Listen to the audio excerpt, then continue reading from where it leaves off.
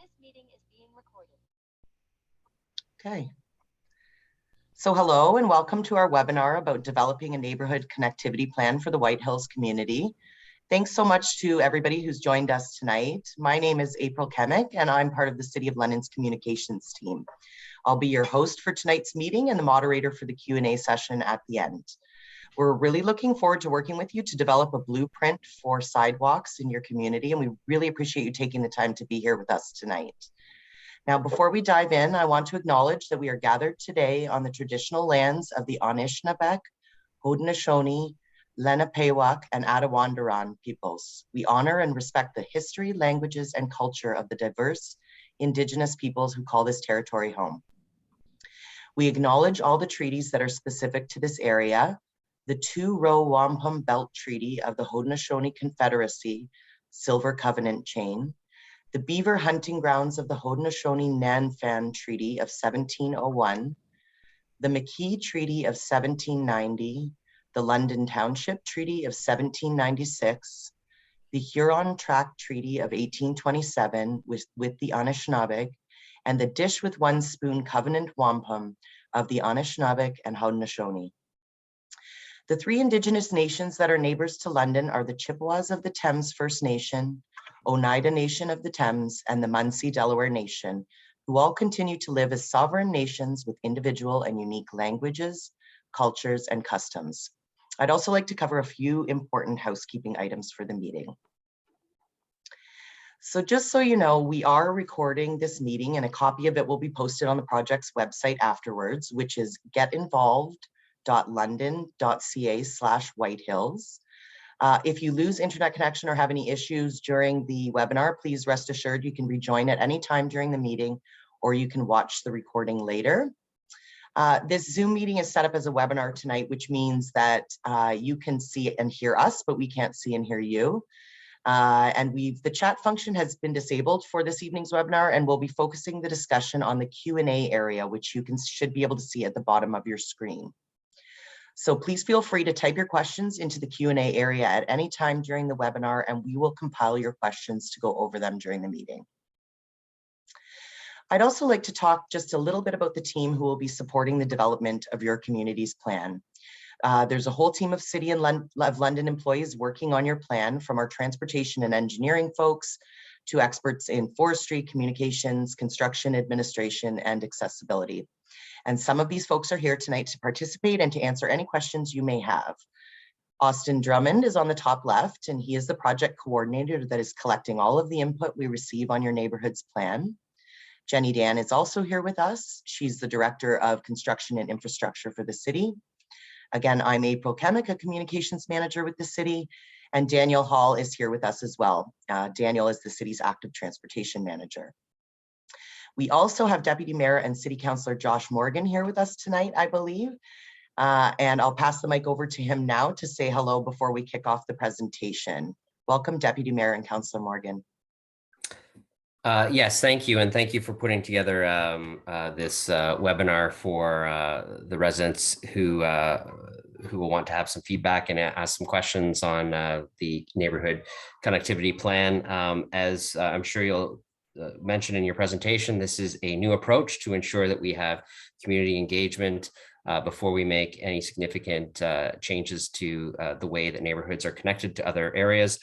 So this will be a great first experience, and I'm looking forward to participating. I'll listen in. I'm actually at home with my kids. They've all just arrived home from school, so I'm surprised they haven't ran through that door yet looking for technology or other things. But I'll be listening in to hear the comments, the presentation, and be able to see the chat questions. And of course, I'm always available for feedback from any constituents who want to reach out to me anytime. So thank you so much for letting me say a few introductory words, and I'll look forward to listening to the presentation tonight.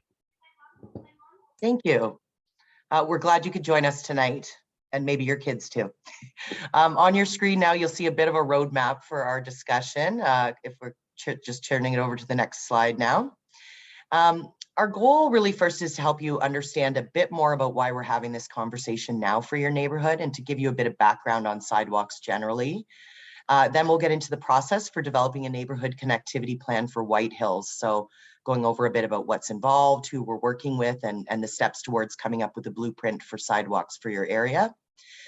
Then we'll talk a bit more specifics about your neighborhood. So what we know about your area in particular, where we're seeing gaps in connectivity and sidewalks and all that good stuff.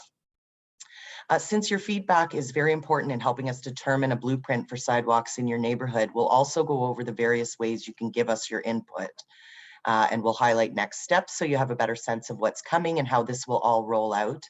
And then we'll wrap up by answering your questions. But again, please don't feel you have to wait until the end of the presentation to submit your questions. You can type those in at any time using the Q&A button, and we'll go over those at the end of the presentation. So to kick things off, I'd like to hand it over to Jenny Dan, who is the Director of Construction and Infrastructure Services for the city. Hi, everyone. Thank you for joining us for this important discussion tonight. I'd like to start off with explaining a bit about why we're here tonight talking about sidewalks for your community. Sidewalks are an important way that the city provides safe, accessible ways for people to move around, and our goal is to improve mobility for all Londoners. Last year, city staff identified your community as one that would benefit from the improved accessibility and connectivity that sidewalks provide.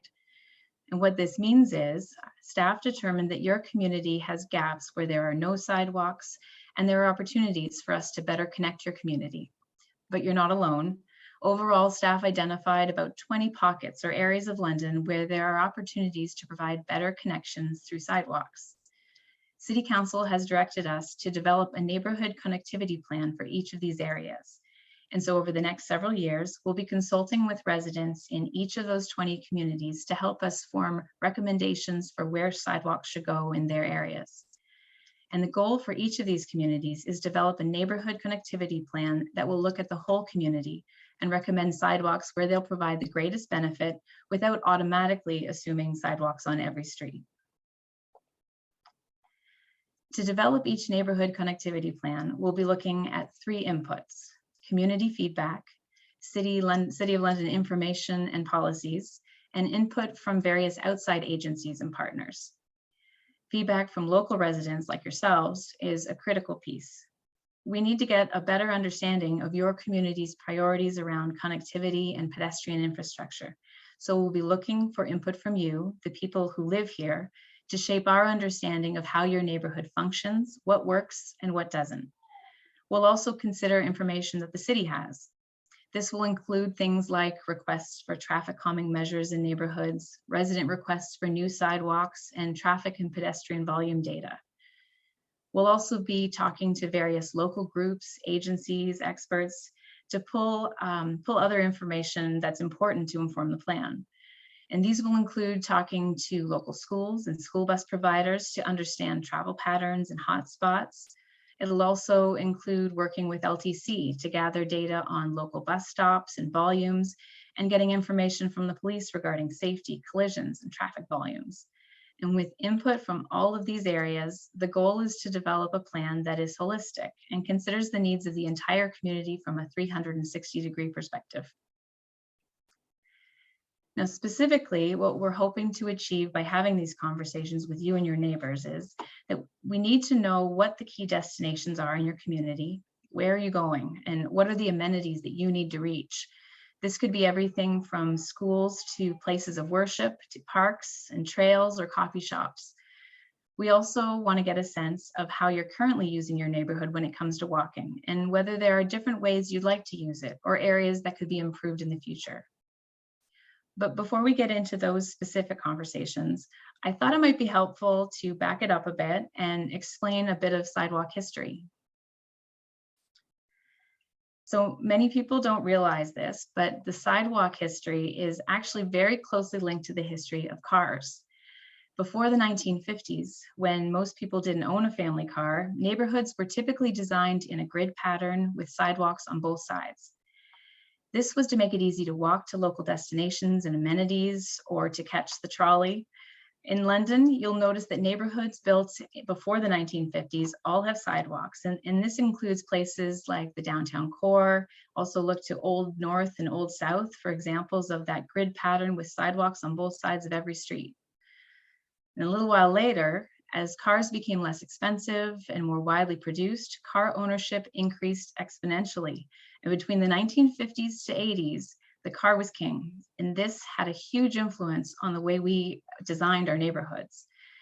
In neighborhoods like yours, which were designed in this area, you'll notice far fewer sidewalks, more meandering streets, and wider roads.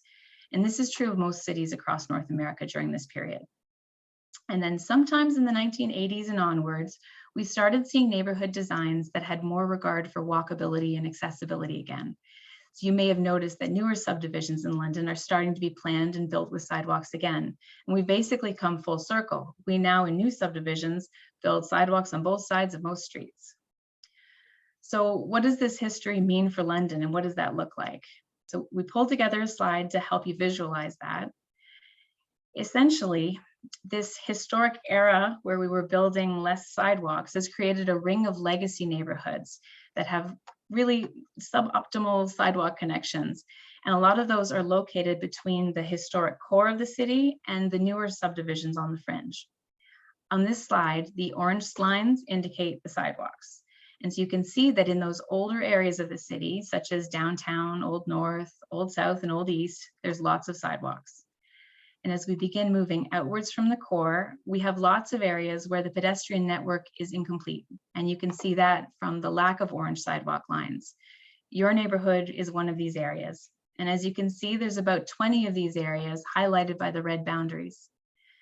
Then as we move further towards the outer limits of the map, the newest developments, once again, we see more sidewalks being included. So White Hills, as you can see on this slide, there are gaps in the pedestrian network, and it's pretty clear where you can see orange lines and a lack of orange lines. Existing sidewalks, again, are the orange lines on this slide. And then some areas have sidewalks, as you can see, but there's other areas that don't have any pedestrian infrastructure at all. And in some cases, we even see a couple sidewalks that don't actually connect to anything. The goal of us looking at your community at the neighborhood level is to really analyze the whole network, as opposed to just looking at an individual street and saying a sidewalk is needed here. With your help, we can get a better sense of your travel patterns and needs to help us determine where we should add sidewalks in a way that adds value and makes your whole area better connected. So now that we've talked about the past, let's talk about what's happening now in London and what is city's direction on sidewalks.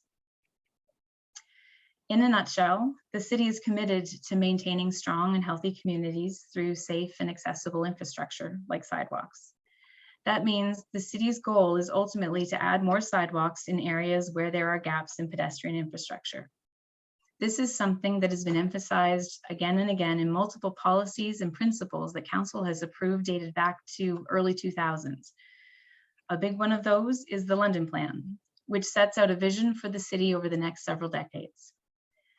London Plan policy indicates that sidewalks should be installed on both sides of most streets, and this is standard for many municipalities in Ontario. So technically, all of the city's roads and underground renewal projects, those designs should be including a sidewalk when we come through to do those road repairs. That means that if your street is due for some new sewers underground and you don't have a sidewalk, then you should be getting a sidewalk when we go to put your road back together. However, as we've moved forward with trying to add sidewalks in established neighborhoods and using this blanket approach, it's led to a lot of debate and inconsistency. There has been a clear conflict between the goal of providing safe and accessible mobility network and the desire to avoid neighborhood impacts to existing trees, parking, and driveways. The debate essentially boils down to this. Many people recognize the benefits or need for sidewalks and better connectivity in their neighborhoods for many of the reasons listed on this slide. And we know sidewalks are great for people with kids or people with mobility issues or people who don't have the money to buy a car. We know they encourage people to walk more and can reduce greenhouse gas emissions. We also know that neighborhoods being more connected and walkable can have a positive impact on land values. However, we also know that residents have concerns around potential impacts to trees, parking, and driveways. And some residents believe sidewalks aren't needed because they feel traffic volumes are low, or because they feel that people who live nearby, including those with mobility issues, are comfortable on the road and sharing it with vehicles, and they don't want sidewalks. So we're in a position where there are definitely neighborhoods that have gaps in connectivity, and yet we've been working to implement sidewalks in various communities, and what we're hearing is that a broad brush approach isn't working. Our goal is to add sidewalks, and yet, because we've been looking on a street-by-street basis, we haven't necessarily been as successful as we'd like to be in trying to find ways to better connect communities. Londoners clearly want us to be more deliberate when it comes to how we implement sidewalks, and so that's why we're having these discussions. There is a need to improve connectivity, and we need to work with residents to decide where sidewalks will make the most sense. So instead of looking at streets on a street-by-street basis, we're now going to be reviewing all streets in a neighborhood together. This will give us the ability to identify the most strategic sidewalk locations, to fill in any gaps, and improve connectivity in the neighborhood overall. So how do we do this? For that part, I'd like to hand it over to Austin Drummond. He's our project coordinator, and he's going to speak to the process. Thanks, Austin. Thank you, Jenny. There are basically two stages where we're going to be having sidewalk conversations moving forward. Stage one is where we are now. This is where we're looking at sidewalks from a neighborhood perspective. We're going to be consulting with you, the community, as well as gathering info from key stakeholders and city divisions to try to understand where sidewalks might make the most sense within your neighborhood.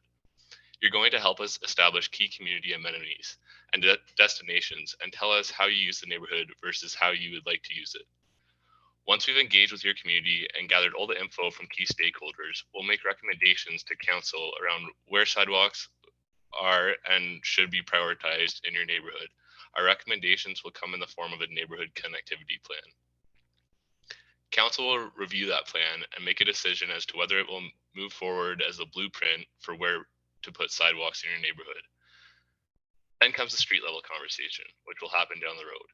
This is when staff will come back to the specific streets where sidewalks have been recommended to consult with those residents.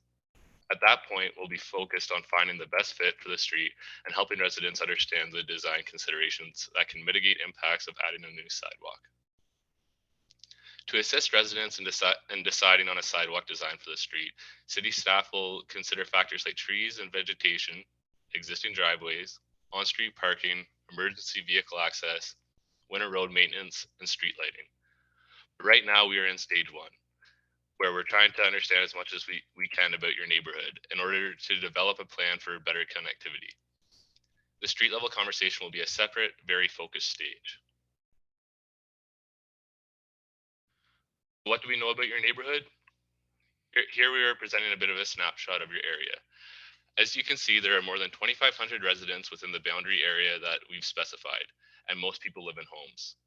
There are 2 elementary schools and 1 high school in the area, or very close by. You have significant business areas nearby at Sherwood Forest Mall and the Sunningdale Village Plaza, and some popular local parks and trails. Speed limits throughout the neighborhood are 40 kilometers per hour. We know your busiest local route in terms of car traffic is Black Acres Boulevard between Winding Woods Crescent and Wonderland Road North, with over 4,000 cars per day. Also, the city recently reviewed Black Acres Boulevard and Aldersbrook Road based on resident requests for traffic calming measures and has determined that speed cushions are needed in certain portions. Those are scheduled to be installed sometime this summer on Aldersbrook Road between Aldersbrook Gate and Wonderland Road, and on Black Acres Boulevard between Edge Hill Crescent and Winding Woods Crescent, sorry. But as you can see, this is a very high level overview. It's imperative to get your input on what's missing.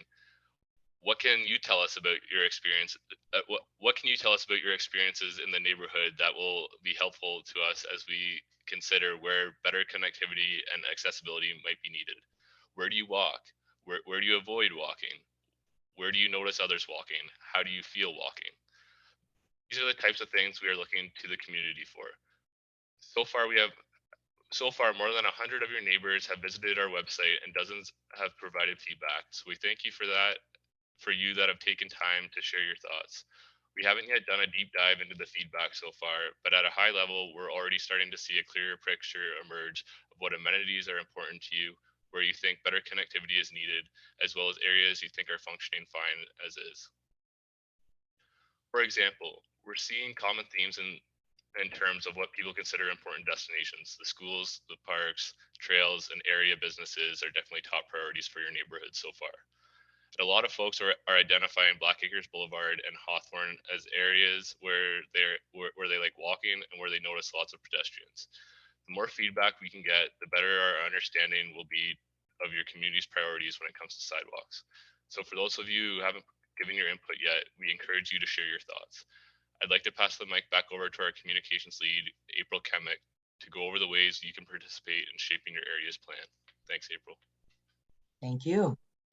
So our goal has really been to make it easy for community members to help shape their plan so people can choose what works best for them.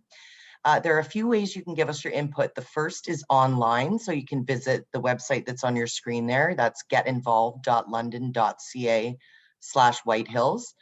And as Austin mentioned, we've already had some great feedback from your community so far. And I will show you a little bit more about the website in a minute. You can also drop in and see us in person to give your input that way. We'll be at the Sherwood Library next Tuesday, June 21st, and you can drop in at your convenience anytime between 10 a.m. and noon. And that's the library that's located in Sherwood Forest Mall. So if you drop in, we can take your comments in person. We can help you with the background information, tell you a little bit about the process for developing your neighborhood connectivity plan. And it's a drop-in format. So again, just feel free to drop by when it's convenient for you. And as I mentioned earlier, if you can also reach out to the project team if you're unable to provide your feedback through these other options. So our goal really is to reach as many residents of your neighborhood as possible with this consultation opportunity. So please do feel free to share with your friends and neighbors in the community who might be interested. And just a quick reminder that the community consultation period ends July 1st. So please share your thoughts before then. And now I'd like to walk you through the website a little bit. So this again shows your website. It's www.getinvolved.london.ca/Whitehills. And we've kind of arranged this as a bit of a one-stop shop where you can find out more about the project, read up on background information, and give your input as well. So just a quick note, if you haven't used the City of London's Get Involved website before, you will have to do just a quick registration process in order to provide feedback. So I'll draw your attention to just a few features. Over here on the top right, you can see that there's the key dates for community consultation. So if you've forgotten the details I told you about when we'll be at Sherwood Forest Library, you can find them there. We have a couple of quick polls set up just below there, and this is where we're trying to just get some insight about people, how you travel and move in your neighborhood. And so one of the polls is about how often you walk, and it looks like so far actually about 75% of you are walking daily. Further down on the right-hand side, we've got a Q&A section where we've tried to anticipate some of the key questions that we think people might have about sidewalks and this process. But we'll continue to add to those as we get feedback from people. And if there are things, especially at the end of this webinar, that aren't clear, we will continue to add to that. So in terms of giving us your in-depth feedback, there are a couple of ways you can do that. And we've set up these tools to help us really try to get a clear understanding of how people are moving within your neighborhood and what destinations are important to you, where you feel comfortable walking and things like that. So you may have input on whether or not you want a sidewalk on your specific street, and you're welcome to share those types of comments in the general comments section at the bottom of the website. But what we're trying to get at in the questions we're asking you on this website really are looking at your whole neighborhood with the goal of trying to understand overall where better connectivity is needed. So as Austin mentioned, those specific street level conversations will happen later once we've developed some recommendations on where we think sidewalks can provide the most value overall. So the first way you can provide in-depth feedback to us is by using this community map tool. And you're going to want to, you can see that we've outlined the boundary area for your neighborhood. So we really are looking for your feedback within these boundaries because this is the area that's been identified as having some significant gaps in the pedestrian network. So to give your input on the map, the first thing you want to do, as Andrea has done here, is click on the Go to Map, and it'll bring open this map screen for you. You can see here already where some people from your community have dropped pins already. on the map. And I should note that any of the pins or comments you drop on here will be publicly available. So if somebody has decided to leave a comment with their pin, you will be able to see those comments. So there are a few things that we're asking you about on here, and you can drop up to 3 pins per category. So the first over there on the left-hand side, if you press that plus button on the left-hand side, you'll see the first is to help us identify important neighborhood amenities, features, and destinations. So we're hoping you can drop pins to help us understand what places are important to you in your neighborhood. So that could be anything like Jenny mentioned, from local businesses to schools or places of worship, basically anything that you consider a key feature in your neighborhood. We're also asking you to identify where you like to walk and where you don't like to walk. And as I mentioned, you can simply drop a pin, or you can add a comment as well to help us understand what point of view you're bringing to the map there. And we'd also like to understand places that you currently walk to versus places that you wish you could walk to but may not for whatever reason. And lastly, we're looking to have you help us identify areas of your neighborhood where you see lots of pedestrian activity. So again, for each of these categories, you can drop up to 3 pins, and you can feel free to include comments or not. So if I can just demonstrate here. So if I wanted to add a pin to identify something as an important neighborhood destination, let's say maybe we want to put a pin, Andrea, on that Fox Hollow by Snake Creek. If you see it there, you can pull a pin over onto the map. Can you find it? Sure, let's go with that. Now, she, just to indicate that this is a test, she can write in a comment that this is a test comment, and that's as easy as it is. So if you have any questions with that, again, you can reach out to the project team. But it's really as easy as sort of grabbing a pin from the left-hand side of your screen there and dragging it to the position that you want it to be on the map, and then adding a comment if you feel you'd like to clarify what you're pinning there. So the other, if you're interested, if you'd rather give us your answers just in text format, there's also a way to do that. And Andrea, if you can just go back to the main screen, we can show them how to do that. It's right beside the map button, and you can just click on this survey button that's here. And here again, we are asking you for the same information as we are asking on the map. So please don't feel you have to do both the map and the survey, although you can if you want, but really providing your feedback through one or the other is sufficient. So to give your feedback through this tool, you're just going to want to click on survey, and then you can provide your answers in text format by typing into the boxes that are provided and clicking submit once you've had a chance to fill in the comments. And again, if you can't or don't want to provide feedback on the website, just remember you can come and see us in person at the Sherwood Library as well, and that's next week. Okay, so now that we've outlined how you can participate, I'd like to hand it back over to Austin to give you a sense of the next steps and a little bit more about Thanks, April. So as a reminder, stage 1 is where we are now. This is where we're looking at sidewalks from a neighborhood perspective. We're consulting with you, the community, as well as gathering information from key stakeholders and city divisions to try to understand where sidewalks might make the most sense within your neighborhood. We expect to have this stage wrapped up by late summer, at which point we will develop a neighborhood connectivity plan for White Hills to present to City Council. Once the plan has been approved, we will come back to the areas where sidewalks have been recommended to consult with those residents. That's where we will focus on finding the best design for the street and helping residents understand the design considerations we can use to mitigate impacts of adding a new sidewalk. Let me give you just a little bit more information on what stage 2 consultation will look like. If your street is identified as needing a sidewalk in the neighborhood connectivity plan, you will receive a letter in the mail alerting you that we will be back to discuss sidewalks on your street level. When that happens, staff will be looking at your street in a much more detailed way to help determine the best fit for a sidewalk on your street. We will be considering factors such as trees and vegetation, existing driveways, on-street parking, emergency vehicle access, winter road maintenance, street lighting to develop design options for a sidewalk for your street. We'll be considering how we can minimize or mitigate some of the impacts of adding a new sidewalk. So for example, we can look at where the sidewalk is located, whether there will be grass between the sidewalk and the road, etc. For snow storage removal or storage.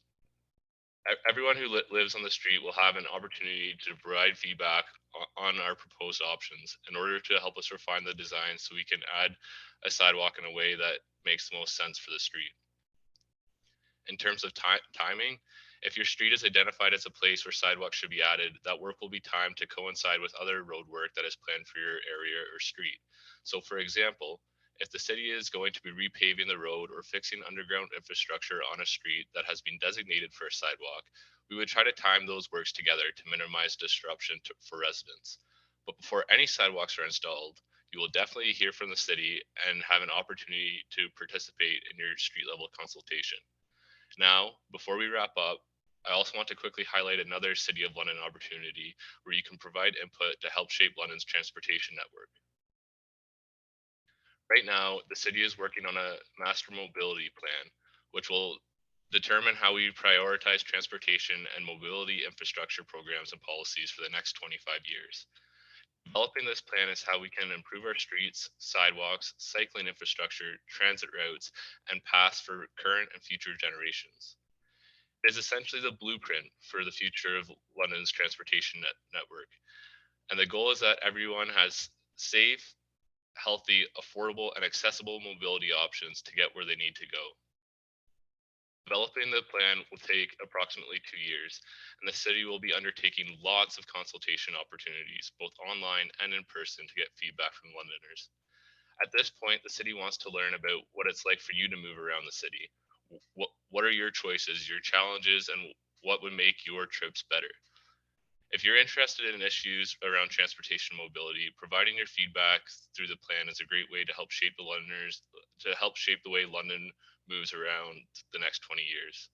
You can read more about the plan and provide your feedback at getinvolved.london.ca/mobility-master-plan.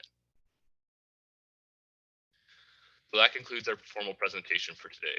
Before I pass the mic back to April for our Q&A section, I'd like to thank you again for taking the time to participate. Hopefully we have given you a good sense of the background process and timing for your neighborhood connectivity plan. And we hope you will help us shape your area's plan by giving us your feedback in one of the ways described on this slide here. Thank you, and over to you, April. Thanks, Austin. Now, as we take a minute to just gather your questions, I'd like to point you to a small poll that should be showing up somewhere on your screen momentarily. In efforts to improve the way we consult and engage with Londoners on various projects and issues, the city is trying to gather a bit more information about how people prefer to engage with us. This is not a mandatory poll, but if you don't mind, we'd love for you to quickly let us know how you prefer to participate in these types of opportunities. Do you prefer virtual meetings like this one, or would you prefer to meet with city staff and other people in person? Or does the format not matter to you either way? Again, this isn't mandatory, but it is helpful for us to, as we look to improve our engagement practices so that we can sort of engage with as many Londoners as we can. Okay, so I see we have several questions here, and I'd like to start answering your questions now. As we go through these, if there's anything that I haven't understood, or if there's something that you have a follow-up question on, please feel free to type those through. I'll try to do justice to your questions, but there is room for me to not get everything perfectly. So please don't hesitate to type in if you have a follow-up. And if there are very specific questions, I may get back to you and let you know that we can manage those questions with you offline if you have very specific questions about your street, for example, or things like that.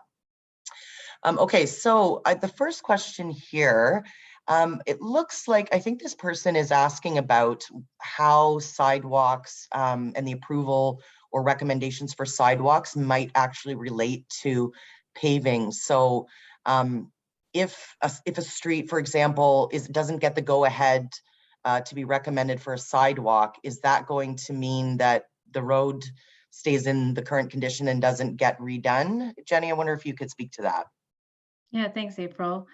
There's a number of projects that that would trigger coming into a street to do restoration works. We have our local annual road reconstruction program, and that's triggered by a pavement quality index. We monitor the quality of the pavement on different streets and work each year to try to knock as many of those off in terms of doing an asphalt replacement. The other trigger might be an infrastructural renewal project where either the sewer or water mains under the road need to be repaired. And those have their own schedules. We monitor our infrastructure and make sure we're maintaining it appropriately. So those are the things that set our schedule for when we come in. Whether or not a sidewalk is identified through a neighborhood connection plan wouldn't affect those things. But what we are going to do is coordinate any new sidewalks identified through an NCP to align it with when we do that work. So they're not directly, it's really the pavement quality and our need to maintain our infrastructure that drives the work. And then this is the plan that'll give us a blueprint so that when it comes to do those projects, we know whether we're including a sidewalk or not. Okay. Thanks, Jenny, and I hope that was what was intended by the question. Now, the next person is asking about cost.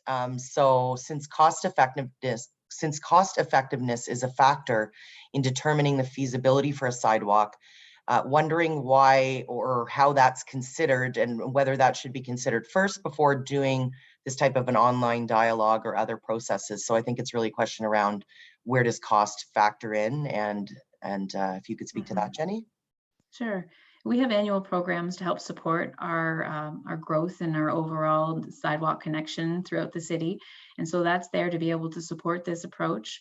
We also, when the city developed and adopted a complete streets approach, which again ties back to the London plan and the idea of trying to build streets with infrastructure that supports all mobilities, that was something that we incorporated as part of our capital plan. So we know that we want to make efforts to be able to increase that connectivity, and we've planned for it in our projects. Great, thank you. There's a question here about, so I think this was in response to Austin mentioned that there's going to be some new traffic calming measures installed on certain parts of, I believe it was Blackacres and Aldersbrook. I might have that wrong. And this person is wondering about, are we not concerned that these new traffic calming measures that will go in might push traffic onto Edge Hill Crescent, which is right now sort of a quiet crescent, and it sounds like. So wonder if you can speak a little bit more to how we determine where those measures are installed. That's a really great question. And I think it really ties back to why we want to look at neighborhoods from a complete neighborhood perspective. So there's one element that's being proposed. Obviously, it's met the warrants, and so the Transportation Division is looking at trying to move those forward. But I think it'd be smart for us through this neighborhood connection plan to look at those elements, to look at where sidewalk could also be best served. And then there's some elements that we might even consider as well. Maybe as we look at sidewalks, we spot places where maybe an additional stop sign or a crosswalk might also work to help connect. So I know we're really talking about sidewalks today, but I think when we look at the community, it's about connecting it and making it safe for people to walk throughout. And there's more than just sidewalks in that toolkit. Right. Yeah. And I've noticed with some of the feedback we're already getting in is there are people that are tying this conversation into others around traffic calming or traffic lights suggestions. And so we'll be considering all of that. And the next question is, a person's wondering about exemption requests. So does the process still permit council to consider exemption requests in accordance with the current language in the London plan? And I think the way that it has been set up is that we will be bringing forward a recommendation to council with that neighborhood connection plan. And then that gives folks that would like to have their say, as always, an opportunity to be able to submit their thoughts through the committee at the point that that's considered by the committee of council. We've seen that in the past when we've had our projects going forward, except before we were talking about streets on an individual basis. So it led to a lot of conversations about sidewalks. What we're hoping is that by taking a neighborhood view, we can bring a plan forward for the whole the neighborhood, have that conversation once, and then as a group decide the best way forward. Right. I have a question that came in through the chat here, and somebody's wondering, is there a reason why pedestrian trails are not marked on the connectivity plan map? And I can probably speak to that. I'm not sure if you're talking about the map that's on the website or the map that is that we were using to sort of show you where sidewalks are in your area. But if you're speaking to the website, there are some limitations with the sort of mapping tool that we use on our Get Involved website. You're saying the website has the trails, but the sidewalk map doesn't have it. Okay. Yes, and that's a good point. So what he's talking about, or she's talking about, is the sidewalk map that we used in the presentation, where we're illustrating the sidewalks with the orange lines and the boundary areas sort of outlined in red. Really the only the goal with that map was to just illustrate the sidewalks. But I will take that feedback, and I do think it's good feedback because without the surrounding things on there, having those other things on there might be a good thing for us to do. So I will take that feedback. I hope that answers your question. The next person is coming in wondering about taxes and wondering whether taxes will increase because sidewalks are added to a given street. Mm-hmm. Yeah, as I mentioned before, we planned within our capital budget to take a complete streets approach in how we design our reconstructed roads as well as our new roads. And I think going forward, that's something that has been accounted for. It's part of our plan. Right. And I know I see somebody on here is wondering about a phone number to have a discussion with someone about our specific street. And I know we have had people looking to phone in and give us that feedback. I know we are covering 3 areas this year, as we mentioned in the presentation. We're looking to there's 3 community consultations going on, so there's a lot of volume of comments and feedback coming in. So we really are trying to funnel those through the website. If there is a specific accessibility issue and it's something that you need to speak with someone in person, we can talk about that. I can maybe take this conversation online. We'll also be at the Sherwood Forest Library next week. But Jenny, I don't know if there's anything else you'd like to mention with that. No, I think if anybody has received left us a voice message, we have been taking that information and incorporating it and actually entering it into the comments through the website ourselves to make sure that it's collected and it's categorized with everything else. So if you have left a message and haven't received a phone call back, we are definitely recording your information and making sure that it's part of what we're considering going forward. Sure. Now, Jenny, I noticed, I think somebody's commenting that maybe the person meant their personal property taxes, as in the value of their home, wondering whether that will go up based on having a sidewalk in the area. I think not based on this program. As I mentioned, it's already included in our current capital budget, so it's been incorporated into the current tax base rate. I think going forward, it shouldn't add any additional pressure to the tax rate. Great. There's a person here that says we previously received an exemption for our street in 2021 from council. Can we assume that would not be reversed as it was extensively reviewed last year? I think we don't want to go back and overturn previous decisions of council, but I think it's still important that we look at the whole neighborhood, and we'll be considering the fact that that previous discussion happened when we look at how we establish the neighborhood connection plan for going forward.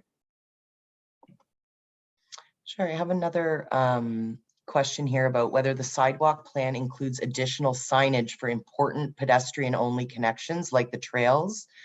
And do the sidewalk installations include separate bike paths? So I don't know, Jenny, is that something that you might be able to speak to, or maybe that's Daniel might be able to speak a little bit to that? I think that might be a good question for Daniel. Sure. Thanks, Daniel. Sure. Yeah, no worries.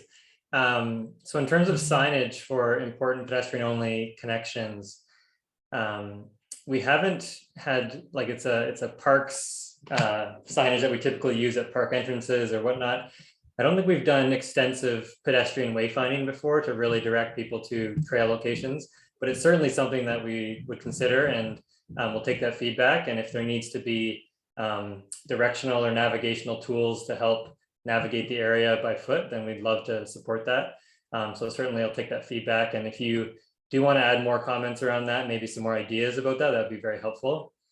In terms of separated bike paths, the plan does not include that at this time.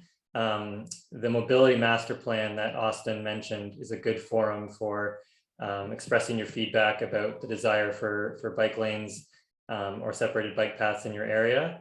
And that's not at this time. I know Blackacres is currently in our cycling master plan as a street that is designated as a bike route. I'm not sure the specific bike facility type that we're proposing in our cycling master plan currently, but it will be renewed in this mobility master plan. So it's a good opportunity to add your feedback. So thanks for the question. Thanks, Daniel. The next question here is with respect to snow clearing. So who will be responsible for snow clearing, I guess, when there are sidewalks on a street? Once a new sidewalk is added, it's maintained the same standard as any sidewalk in the city by city plows. And I don't have this exact standard in terms of how many centimeters before we come out to plow, so I don't want to misquote our maintenance folks, but it would be receiving the same level of winter maintenance as any other sidewalk in the city. Daniel, were you gesturing that you know the? No, I was going to say, yeah, 5 centimeters. Council made a new resolution to lower the standard of when plows are put out on the streets. So it's an elevated, improved standard from previous. So that was done a few years back, I believe. So the new standard is 5 centimeters for the sidewalk clearance, and it's done by city plows, as Jenny mentioned. And is it homeowners that clear the sidewalks in front of their homes, or the city does it after a certain level, but? The city is responsible for the sidewalks in terms of the snow clearing. So if a homeowner chooses to clear earlier, we're not going to say no to that, but it's the city who's responsible. Great, thanks, Daniel. The next question is around what are the 3 areas where we're consulting on sidewalks for 2022, and so yours is the first. We're also doing consultations in the Grenfell community and also a sort of an Upper Glencairn community as well. So those will all be in the next week or 2. We're doing webinars and consultations as well. Okay, the next question is around, I think, about trees. So this person says they have up to 98 large trees that would have to be removed. Also streetlights, telephone and cable boxes would have to be moved. And they're saying that it seems the cost for this endeavor would make sidewalks prohibitive. Is that true? So I know those are some of the factors that you would be obviously considering as you go in on a specific street level conversation. Jenny, do you want to provide a bit more info on that? Yeah, those are all things that we consider in established neighborhoods. One of the things that we pretty much automatically go to help reduce the impacts is contrary to the streets, sidewalks on both sides of most streets policy. We do one. We try to find a way to at least provide one side of sidewalk on those established streets. And then we do a lot of review on each of the different factors that Austin mentioned, such as trees, vegetation, driveways, parking, to try to figure out what the least impact option would be. In some cases, it's not necessarily the sidewalk that is going to be impacting things like trees. If it's an infrastructure renewal project where we have to replace the water main, oftentimes the work that we're doing underground has a pretty significant impact on the root system of trees. And sometimes it's actually the water main that's driving the need to affect some trees. We also always start every project with a very detailed tree survey just to confirm the health of trees. We want to make sure that if we're leaving a tree in place and that we're protecting it for the future, that it's one that is going to survive and that it is healthy and will last. So all of those factors are considered, but our goal is to, again, at that stage 2 level, consult with the homeowners on that street and try to work with them to, again, find that best fit and mitigate those impacts. I see Councillor Morgan has a question or a comment. I just want to add a comment to that because I think this is a common thing that council hears. There are assumptions made about how we could approach installing a sidewalk on a street, and going where a traditional sidewalk would in most neighborhoods is not the only option. If you go to areas like Louise Boulevard or over into the area just back in the neighborhood beside Richmond and Fanshawe, you'll see that sidewalks have been placed curbside, not in with the boulevard. In some cases, that can make sense if there's speeding on the street, and as Jenny said, the design of streets during a certain time frame were very wide streets, and very wide streets are conducive to cars traveling very fast. So in some cases, it might be appropriate to narrow the street by adding the sidewalk curbside rather than with a boulevard, which can make some sense, which is why this is part of a thorough discussion, because certainly, obviously, the city is interested in maintaining its tree canopy. It's interested in providing accessibility and connectivity. It's also interested in adding these sidewalks as per our plans. And sometimes those things can be in conflict with each other. And so hence this process and the discussion about finding the right way for the right street in the right neighborhoods. And they may look slightly different from street to street because there are a number of options available to us. So I just wanted to add that context because I've had that discussion and experience in other parts of my ward. It's a really great point. Thank you. I just wanted to, again, we meant to disable the chat. I see some questions are coming through here on the chat. That's my fault. If you could direct your questions to the Q&A area instead, that just helps us keep it a little bit more organized on this end, but we do thank you for your questions. I have another question here about whether we'll be considering more intense physical crossing protections like raised road crossings or heavily pedestrianized calm streets in the sidewalk plan.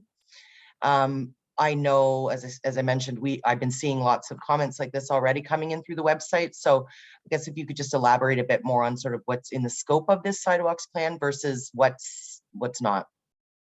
Well, I can point to an example, and this was actually sort of our inspiration for doing this approach was there was a similar approach taken in, I believe, one of the neighborhoods of Byron North area.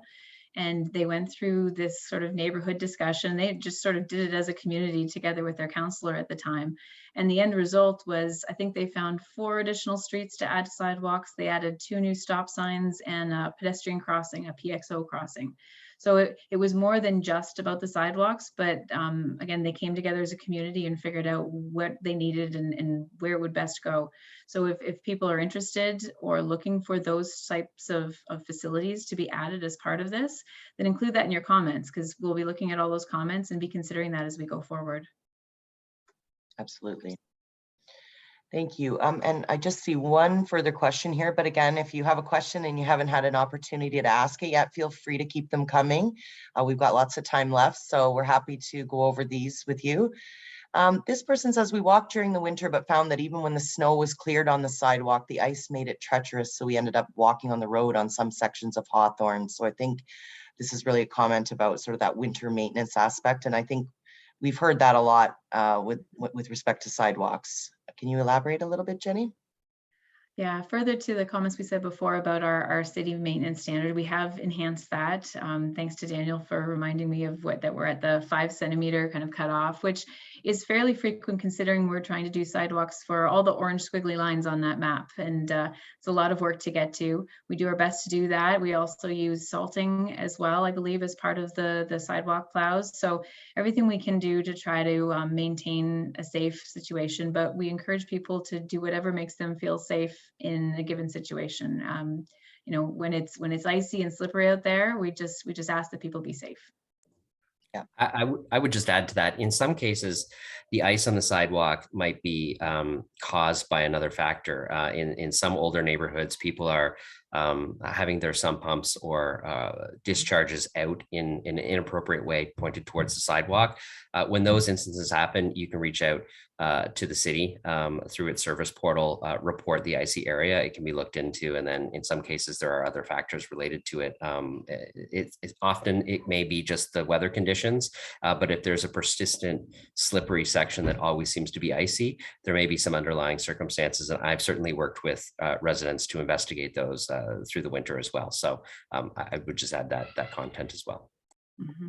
Sure, and I know I think we have another slide maybe at the end of this, Andrea, that has some contact information for the city, sort of more general lines. So we do have a Service London portal. So this is a place where you can report all kinds of things from like a traffic light being out to yeah, it's just at the very end of the presentation, I think, after the so you can report things like if you've seen a pothole or there's a traffic light out, if you have concerns about the snow clearing. These are things that we can all intake through the City of London portal, and there is just there's I think it's service.london.ca. So if you are finding those types of things, you can definitely report those through the Service London portal.